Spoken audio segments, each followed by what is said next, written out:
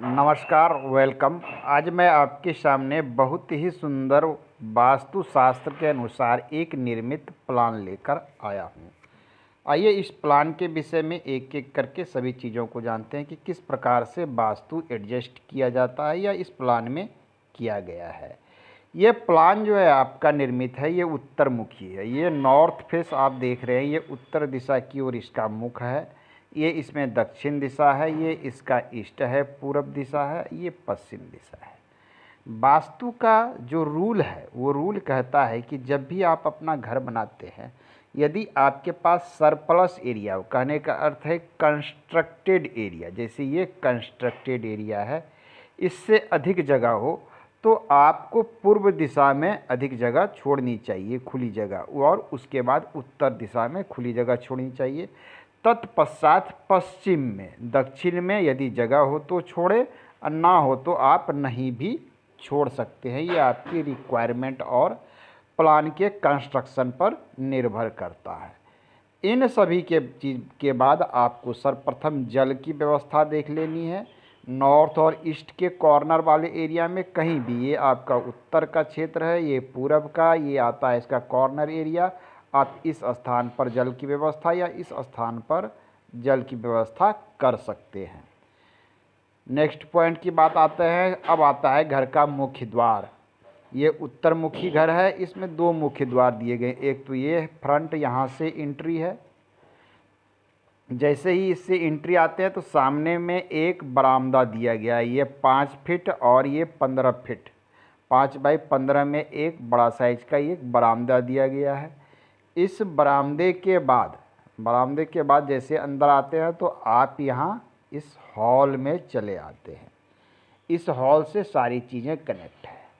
आपको वायु कोण वाले क्षेत्र में, जिसे हम नॉर्थ वेस्ट कहते हैं, नॉर्थ वेस्ट में देखिए ये नॉर्थ ईस्ट का एरिया है, यहाँ पर गेस्ट रूम दिया गया है। अतिथि कक्ष, अतिथि का जो कक्ष होता है वो वास्तु के अनुरूप इसी क्षेत्र में पड़ना चाहिए।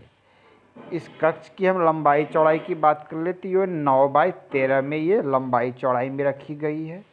साथ में इस कक्ष में एक अटैच्ड शौचालय बाथरूम भी है। ये 4 बाई 8 का एक शौचालय बाथरूम भी यहाँ आपको संलग्न कर दिया गया है। एक अटैच्ड है, दूसरा इस प्लान में शौचालय और बाथरूम एक सेपरेट या कॉमन भी है। और ये लेटरिन बाथरूम किस प्रकार से एडजस्ट किया गया है, बिल्कुल वास्तु के अनुरूप पश्चिम और वायु कोण के मिडिल वाले क्षेत्र में इसे एडजस्ट किया गया है वास्तु के अनुरूप। इन दोनों का द्वार सीढ़ी के नीचे से रखा गया है। सीढ़ी का निर्माण पश्चिम क्षेत्र या दक्षिण क्षेत्र में होना चाहिए, तो यहाँ पश्चिम क्षेत्र में सीढ़ी का निर्माण कर दिया गया है, बिल्कुल वास्तु के अनुरूप, ये क्लॉकवाइज डायरेक्शन में। आपके नॉर्थ वेस्ट में, ये साउथ वेस्ट में मास्टर बेडरूम यहाँ मिल जाता है। ये मास्टर बेडरूम की एंट्री के ये डोर है, जिसकी लंबाई चौड़ाई की मैं बात कर लूँ तो ये 10 फीट है और ये 13 फीट है, अर्थात 130 स्क्वायर फीट में यह मास्टर बेडरूम है।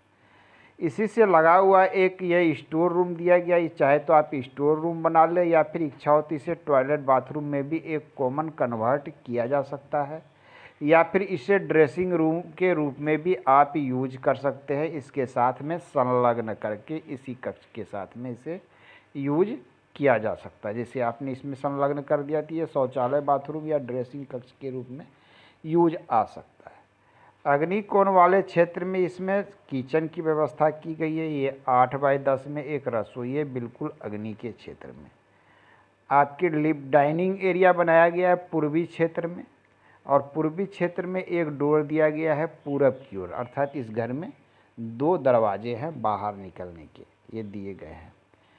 तो ये बहुत ही अच्छा प्लान है। मैं इसकी टोटल लंबाई चौड़ाई की बात कर लूँ तो ये यहाँ से यहाँ तक 30 फीट है और यहाँ से यहाँ तक 35 फीट है। 35 और 30 में ये बना हुआ बहुत ही सुंदर प्लान है।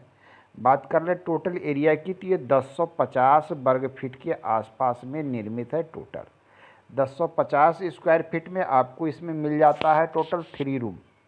एक ये ईशान कोण वाले क्षेत्र में एक रूम आपको मिल जाता है, ये बच्चों की स्टडी रूम, एक गेस्ट रूम मिल जाता है, एक मास्टर बेडरूम मिल जाता है, एक छोटा सा स्टोर रूम मिल जाता है, रसोई घर है, 2 शौचालय 2 बाथरूम इसमें बने हुए, एक आपको बड़ा सा हॉल मिल जाता है, सीढ़ी घर है, बरामदा है। अर्थात छोटे से जगह में सारी चीज़ें इसमें एडजस्ट की गई है, वो भी वास्तु के रूल को ध्यान में रखते हुए। आज के अंक में इतना ही, मिलते हैं अगले अंक में। धन्यवाद।